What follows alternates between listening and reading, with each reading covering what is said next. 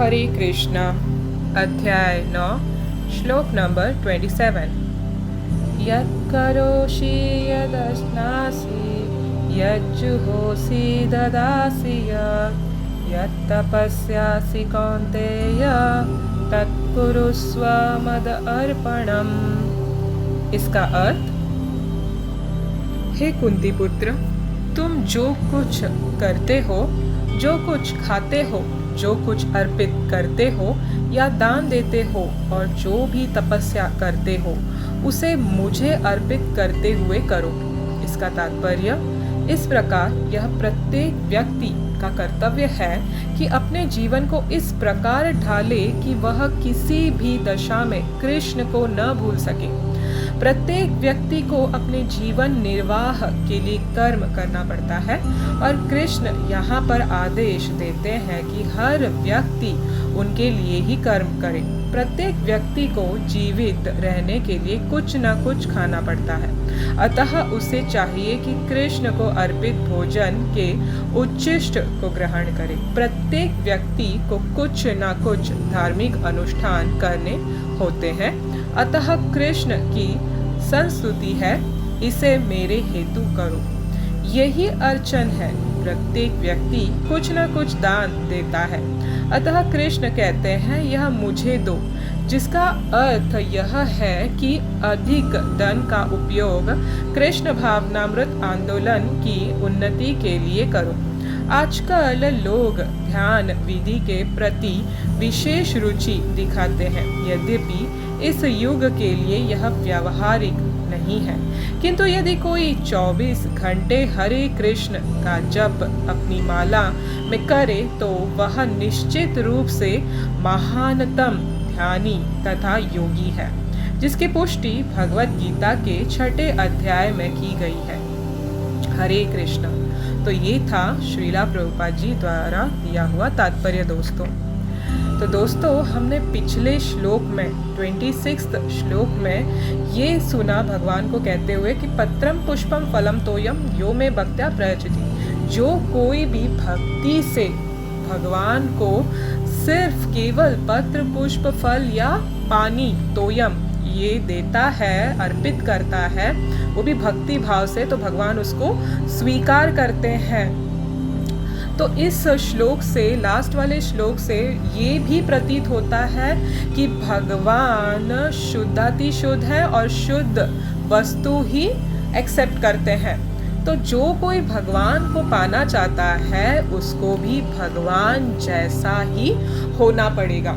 मतलब भगवान जैसा होना पड़ेगा, मतलब भगवान नहीं होना पड़ेगा, मतलब भगवान जैसे हमें बनना पड़ेगा। जैसे वो शुद्ध चीज़ों का ग्रहण करते हैं, वैसे ही हमको भी हमारे आचरण में शुद्ध चीज़ों का इस्तेमाल करना होगा। उसमें सबसे महत्व वाली चीज़ जो शास्त्र और आचार्यगण जोर लगाते हैं वो है हमारा आहार। आहार सबसे मुख्य है दोस्तों। आहार शुद्ध नहीं है तो हमारी जीवन शुद्ध नहीं हो सकती। ये इतना आप समझ लीजिए। ये दूसरे श्लोक में 27 श्लोक में भी भगवान यही कहते हैं कि जो कुछ भी तुम करते हो, अर्जुन के द्वारा हमें कहते हैं कि जो कुछ भी आप करते हो या खाते हो, तीसरी अर्पित या दान करते हो, मतलब हम लोग किसी को कुछ देते हैं, है ना, अर्पित करते हैं, और फिर जो तपस्या करते हो, ये सब कुछ तुम मुझे अर्पित करो। ऐसे भगवान कृष्ण अर्जुन को बता रहे हैं। क्यों ऐसा? क्यों ये 4 चीज ऐसा क्यों बोल रहे हैं भगवान? क्योंकि जो नए नए भक्ति में आए हैं या भक्ति तत्व को नहीं समझ पा रहे हैं अभी, तो उनके लिए ये निष्काम कर्म योग भगवान ने बताया है कि तुम भक्ति नहीं, प्योर डिवोशनल सर्विस नहीं कर सकते, शुद्ध भक्ति नहीं कर सकते, तुम कम से कम जो करते हो, जो खाते हो, जो अर्पित करते हो, तपस्या करते हो, वो मुझे अर्पित करो। तो इसमें खाने के बारे में भी भगवान ने वापस दोहराया है। तो आप सोचिए कि खाना पीना, ये जो आहार ये है, ये कितना इम्पोर्टेंट है। जहाँ तक हमारी सोच जा सकती है, जहाँ तक हमारी नज़र जा सकती है, सब कुछ जो है भगवान का ही दिया हुआ है और भगवान की ही दी हुई वस्तु पर हम अपना कब्जा जमाए बैठे हैं, है ना। जब हम उस व्यक्ति के जो सामान को हम इस्तेमाल कर रहे हैं, तो ऐसा कैसा पॉसिबल है कि हम उसके अनुमति के बिना इस्तेमाल करें, है ना। जबकि ये सब पूरा संसार, पूरा जगत भगवान ने ही रची है, भगवान ने ही बनाई है।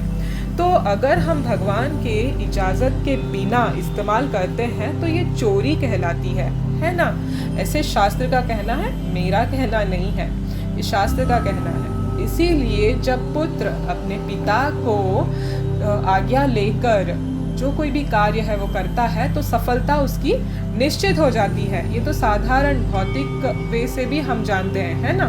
वैसे ही भगवान यहाँ यही कहते हैं, जो कुछ भी तुम करते हो अगर मुझे समर्पित करते हो तो फर्स्ट नंबर 1 कुछ भी करते हो और वो कृष्ण को अर्पित करते हो तो वो अर्चन कहलाता है। ऐसे श्रीला प्रभुपाद तात्पर्य में सरल एकदम स्पष्टता से देते हैं।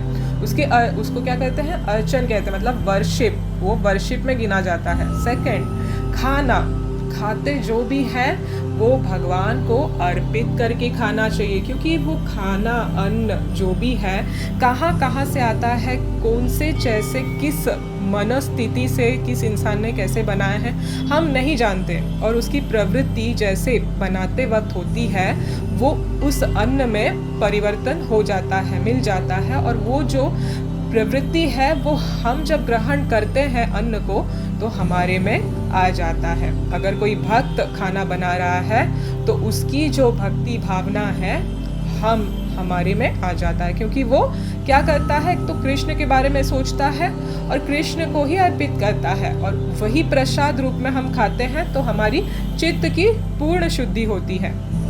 तो जो खाते हैं तो केवल और केवल कृष्ण प्रसाद ही खाना है, इसका मतलब ये दूसरी चीज़ हो गई। तीसरी चीज़, कुछ भी अर्पित करते हैं या दान देते हैं तो वो भगवान को ही अर्पित करना चाहिए। मतलब कोई भी आप धन, बेशक धन आपका है, आपने कमाया है, मगर आया कहाँ से है? भगवान के आशीर्वाद से ही मिल रहा है ना।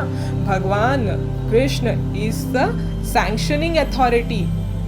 कोई भी हो, किसी का भी कुछ भी डिपार्टमेंट हो, मगर आता कहाँ से है? गवर्निंग अथॉरिटी से ही आता है, वहाँ से ही सैंक्शन होता है। तो उनको अर्पित किए बिना हम अपने ही मस्ती, मौज, मनोरंजन, इंद्रिय तृप्ति में लगाएंगे तो भैया हम इस भौतिक संसार में फंसे रहेंगे।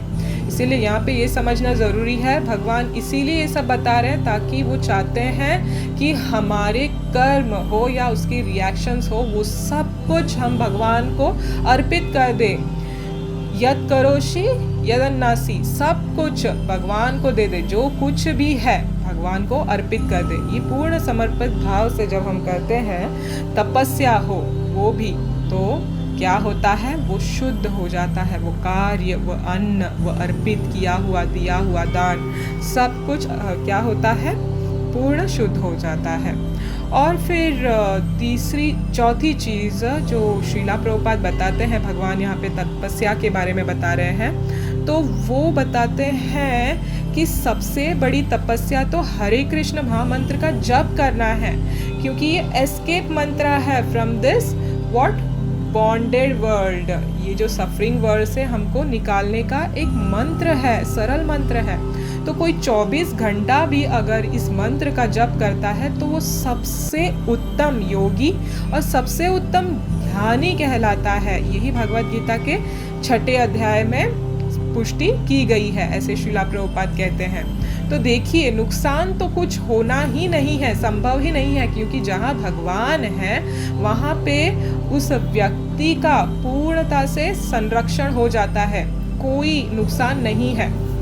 इसीलिए फ़ायदे की अगर नुकसान की बात हम यहाँ सोचते हैं तो हमें ये चीज़ पल्ले पकड़ लेनी चाहिए भगवान की, क्योंकि यहाँ पे बहुत पत्ते की बात की जा रही है और हमारी सबसे बड़े भलाई की बात हो रही है। तो इसीलिए आप इस पे अमल कीजिए, और खाने पीने का, अर्पण करने का या कुछ भी काम करना है तो भगवान को याद करके ही कीजिए सब कुछ।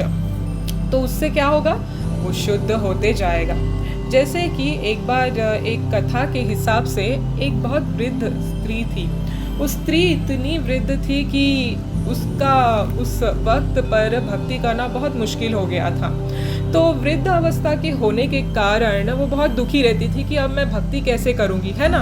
अब छोटे बड़े जो भी हो, किसको भी हम बोले आप प्रवचन में आइए, सत्संग में आइए, नहीं मेरे पास वक्त नहीं है, ये वो बहाना करते हैं। और ऐसे ही दिन बीतते जाता है और फिर बुढ़ापा आ जाता है। बुढ़ापे में तो जोड़ों का दर्द, पैर दर्द, हाथ दर्द, सब कुछ जो है व्याधियाँ, है ना, व्याधियाँ, 4 जो क्लेश है उसमें से एक निकल के आ जाता है। उसमें तो कुछ नहीं कर सकते हम, है ना। तो बुढ़ापे में क्या करेंगे जब जवानी में ही नहीं किया।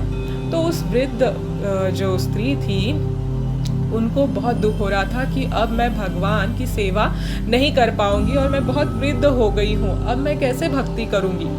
तो जब जागृत हो गई अपने लास्ट अवस्था में, वृद्ध अवस्था में, तो बहुत प्रार्थना करने लगी, सोचने लगी कि अभी क्या होगा, मुझे तो भक्ति करनी है। ऐसे बहुत तीव्रता उसके मन में जागृत हुआ। तो जब हम तीव्रता से भगवान को पाने की कोशिश करते हैं दोस्तों, तो भगवान खुद या फिर अपने भक्त या पार्षद के द्वारा हमें मदद करते हैं। जी हाँ दोस्तों, बिल्कुल मदद करते हैं, ये विश्वास रखना चाहिए, कभी निराश नहीं होना चाहिए।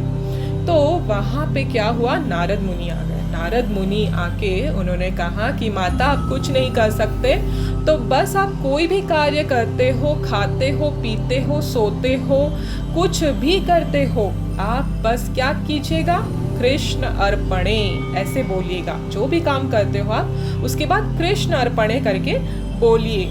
आपको इतना ही काफ़ी है कि ये आपको कृष्ण तक पहुंचा देगा, भगवान तक पहुंचा देगा।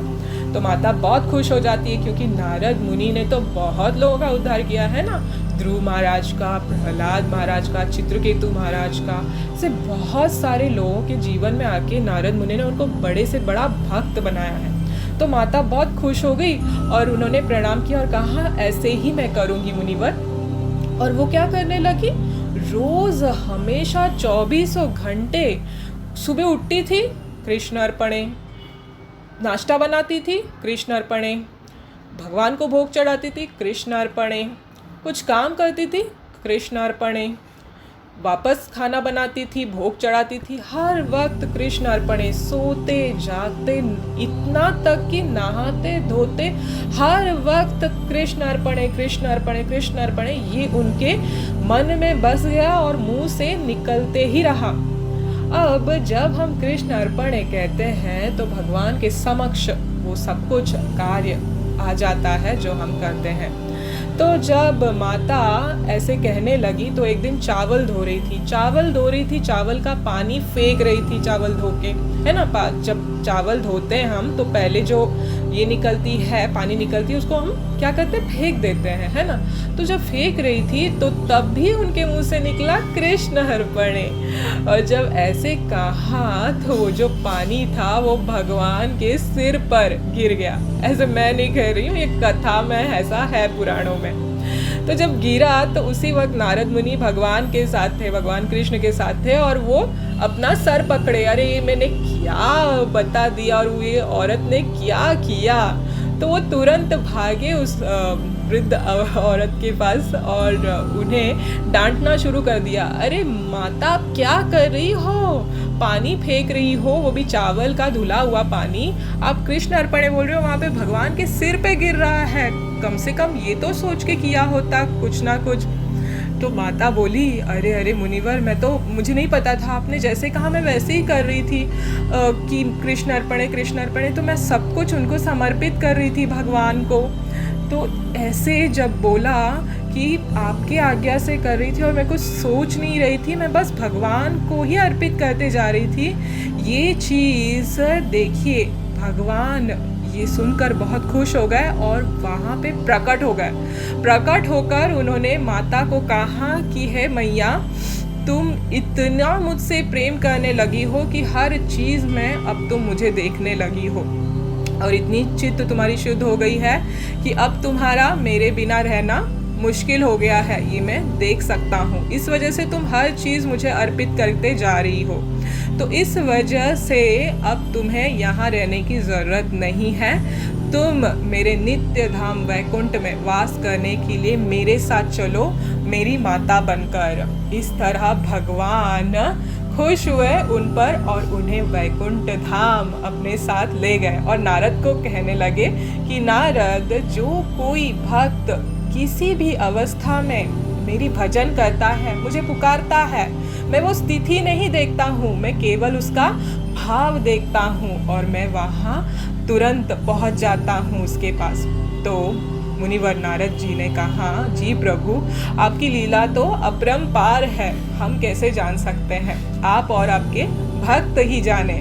नारायण नारायण। इस तरह कहकर सब हंसी खुशी वैकुंठ चले गए। इसीलिए हम जो भी कार्य करते हैं दोस्तों, वो भगवान को अर्पित करके, समर्पण करके करना चाहिए, तब उसका पूरी तरह से शुद्धिकरण हो जाती है और उसके साथ हमारी चित्त की शुद्धि होती है। वो सबसे बड़ी बात है और भक्ति तो मिलती ही है हमें और फिर भगवत धाम तो मिल ही जाता है ना। हरे कृष्णा। इसीलिए जपते रहिए, हरे कृष्ण कृष्ण कृष्ण हरे हरे, हरे राम राम राम हरे हरे। श्री कृष्ण भगवान की जय। श्रीला प्रभुपाद की जय।